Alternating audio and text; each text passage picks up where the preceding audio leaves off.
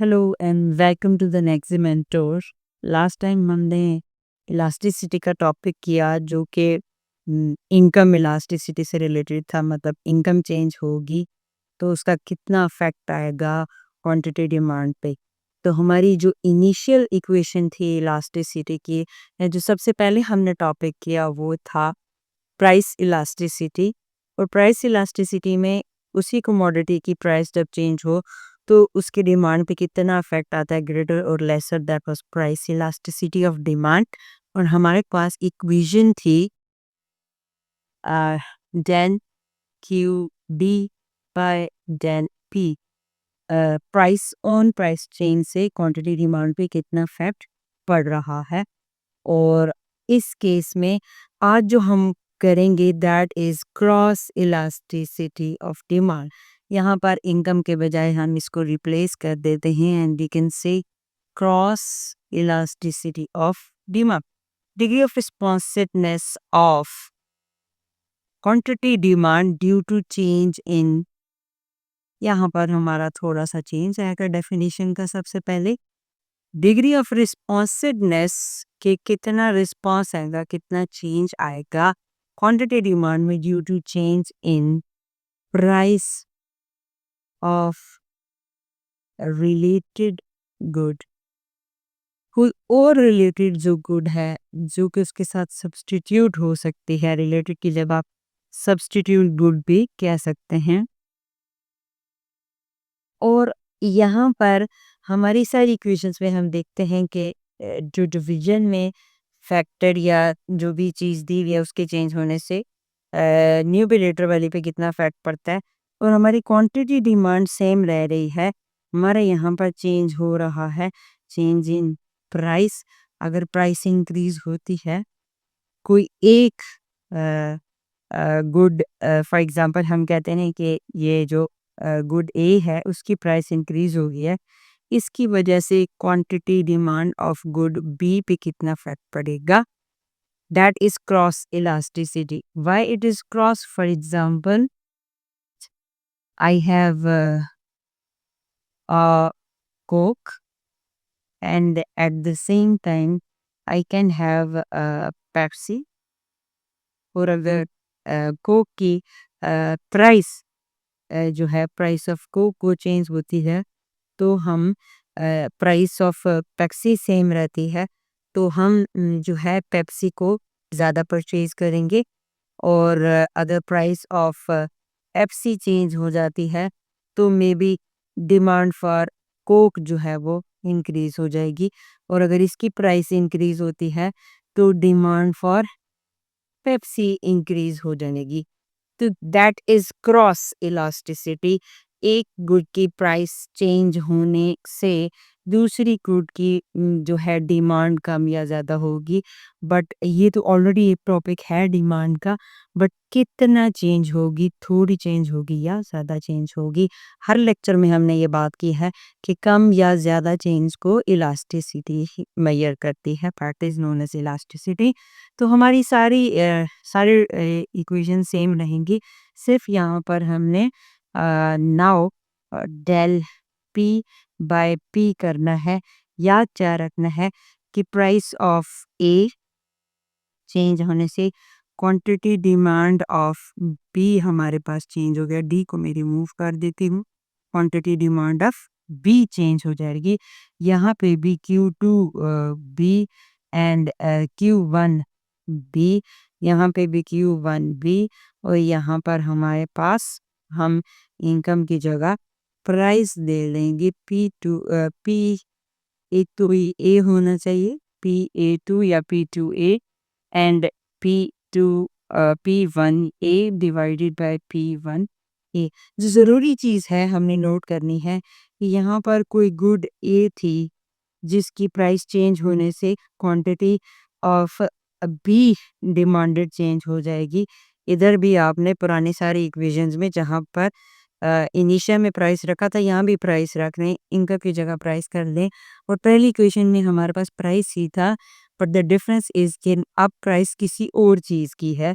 तो यहाँ पर भी हमारे पास P1A and P 2a minus p1x. 1 and 2 is for 2 is the new price, second price, and 1 is the initial price जो शुरू में प्राइस थी. A for good A.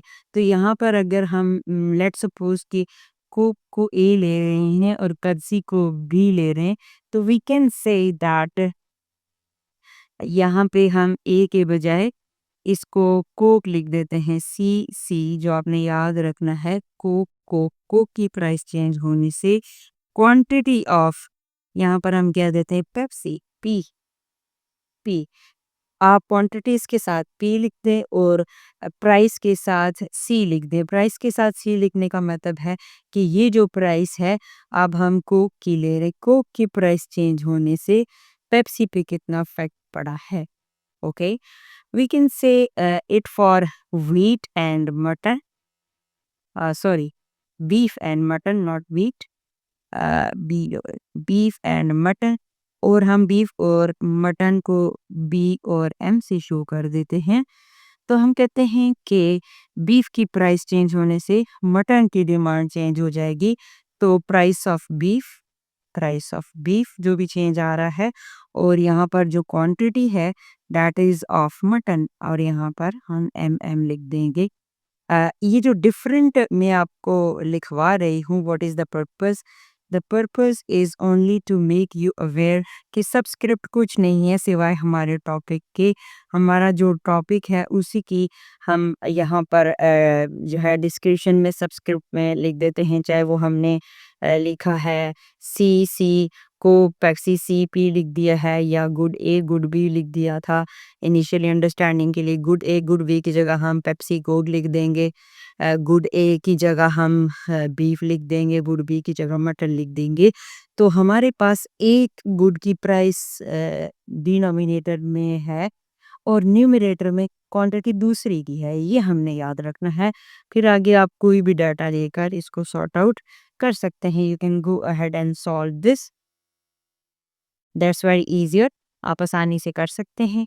And one more thing जो हमने आज के लेक्चर में कवर करनी है, लास्ट लेक्चर में किससे पहले हम इनकम इलास्टिसिटी ऑफ डिमांड को कर चुके थे, and I was talking about inferior goods. तो इंफीरियर गुड के केस में यहाँ पर आपने याद रखना है कि जब इंफीरियर गुड होती है, इनकम इंक्रीज होने से उसकी डिमांड कम हो जाती है.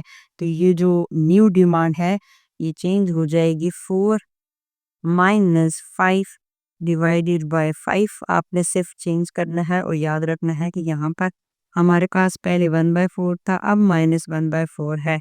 किस चीज़, और यहाँ पे भी minus, that minus is showing कि demand is decreasing when the income is increasing. ये क्यों हुआ, क्योंकि गुड इंफीरियर थी, अब इनकम बहुत ज़्यादा हो गया. कैसा ज़्यादा हो गया, अब आप इंफीरियर गुड को इतना परचेज नहीं करेंगे. लाइक पोटैटोज, जब आपकी इनकम ज़्यादा इंक्रीज होती है आप पोटैटो कम खरीदते हैं.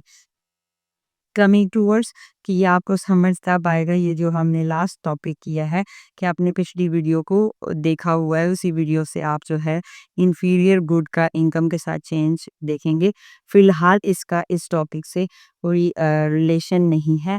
That is cross elasticity of demand, कि एक गुड की प्राइस इंक्रीज होने से दूसरी गुड की क्वांटिटी डिमांड इफेक्ट पड़ेगा.